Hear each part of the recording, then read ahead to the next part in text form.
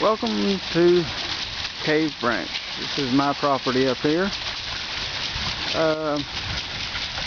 This is the off-road, off-grid site, and I'm going to show you some of the resources that I have and how I'm utilizing them and how I will utilize them in the future. And hopefully, through trial and error, I can make more power. This house is totally off the grid, and it is most definitely off-road because, as you can see, that is a creek, and that is what we drive through to get up here. And no wires running to the house, no transformer. That is the end of the civilization right there. It comes in from that way, and once they get to here, they stop, and we don't take anything off of that line. Telephone, TV, nothing. We may get TV one of these days, but I get internet through wireless through my cell phone. Get electricity through a couple of different sources. That is one of them. You have to look at your property and you have to see what resources do I have. And I have seen for years all this water going right past my house, right on down the creek, completely being wasted. You know, I mean, it's not wasted, but it's passing over my property without me getting any benefit out of it besides maybe the noise of the water running and all that. So I decided I want to get some use out of that water, and I'm going to make me some power. Well, right there, what I have, an old wire spool that I got for free. Everything here was free, except for the magnet to convert the alternator. That's the only thing I spent any money on. I had everything else. I even had the alternator. I had all the lumber, except for there's one board right there, and all the boards in the paddles. Those were all given to me because they were warped, cracked, whatever, you know. Probably wouldn't have been good to use them on like a house or something, finishing a house or whatever. But they work great for that. It's just 1x12 that I put in. I measured the circumference of the wheel, took it apart, and it's spaced a foot apart, and then each one is spaced about 10 inches apart. And it seems to work really good. I've got it balanced. I'll show you some details here of what I did. I used, that is a wheel bearing from a car, a front wheel drive car, and I got a piece of all-thread rod going through it. I've got a wheel bearing on each side. The all-thread rod is tightened up to a sprocket here off of an old bicycle, and it runs a bicycle wheel. And as you can see, it sped that up. Then the bicycle wheel was perfect to use as a pulley. It actually, look how nice that fits down in there. It's perfect. The wheels warped a little bit, or the rims warped, but it doesn't hurt anything. And then that goes to an alternator. Now this is not just a standard car, well, it is a standard car alternator. It comes off a Cavalier, but it has been converted. It's now a permanent magnet alternator. As you can see, there's only the two wires, one going to the hot terminal and one going to the ground, but it's nothing going to the field because there's no brushes in it anymore.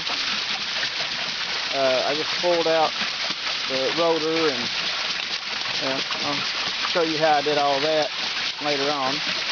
But I'm surprised at how well it works. Now, let me see. I'm going to try to do this with one hand here. without getting meter wet. Okay, I'll hold the meter right there. Let's see if I can get a shot of the meter. Okay. Now, if I touch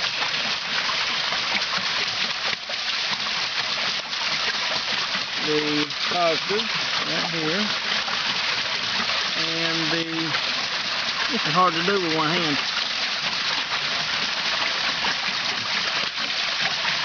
Well, right now, I'm getting about 40 volts. And that is spinning at that speed, so I couldn't imagine if it was spinning a lot faster. It won't spin any faster than that with any type of load on it. But you take that off and this wheel will just whiz around. Now that comes out of the alternator, up and into this pipe. The pipe goes underground, up into the house.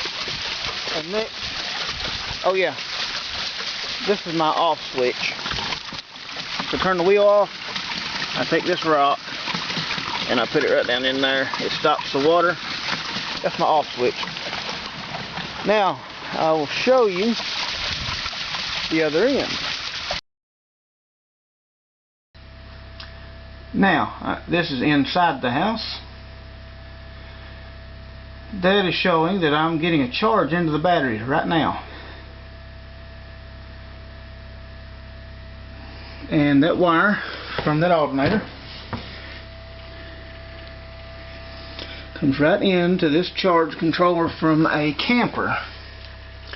It's 110 volts originally, and I've done a little tinkering around with it and reworked it some.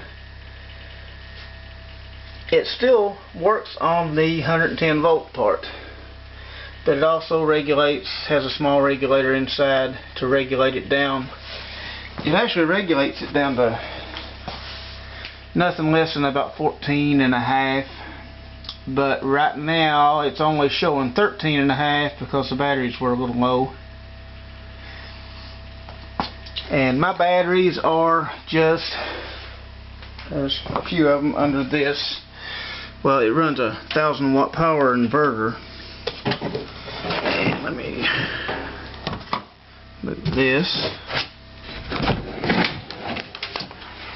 And as you can see, my batteries are just old car batteries. And yes, I don't get as much use out of these as I would if I used that one's not even hooked up. It's still good, but I haven't got it hooked up yet. If I were to use deep cycle batteries, like I probably should, the problem with that would be they're expensive. I got these, some of them were free. Let's see, this one come in an old car I had, an old Mercedes. That one was gave to me. I gave $10 for that one, gave $10 for that one. And I got this one. A guy had took his old battery, or took that battery out of his truck, and he had bought a new one, and that was going to be his core. And I gave him an old one that was absolutely no good at all for that one. So I got like 20 bucks in all of these batteries, and they'll run like lights and TV all night. And yeah, they won't last as long as deep cycle, and I would like to get deep cycles soon, but that's just what I have for right now. I'm trying to do all this on the cheap. But okay, this power inverter, I got it at, I think, Advance or AutoZone or something like that. And I'm going to mount it up and everything later, but as you can see, it's got an output. It shows how many watts are being output here in a second. Well, there's nothing on right now. And it shows you how many volts you have going into it. Now this is all free power. This is gravity powering all this. Just the flow of water is powering this inverter, giving me 110 volts through these batteries. And I mean, to me that's kind of amazing. You know, I'm getting this for nothing. I'm getting this power for nothing, and and it runs constantly all the time, and that alternator puts out a whole lot. Now if you get a lot of drain on it and you put a big load on this inverter, that water wheel slows way down, but it keeps, because of the voltage regulator that I put inside there, it keeps the voltage up enough that it keeps the batteries charged, unless of course it completely stops, which it has done before. That's why I need more power sources. Now I need to go through and do a list of the different resources that are on this property.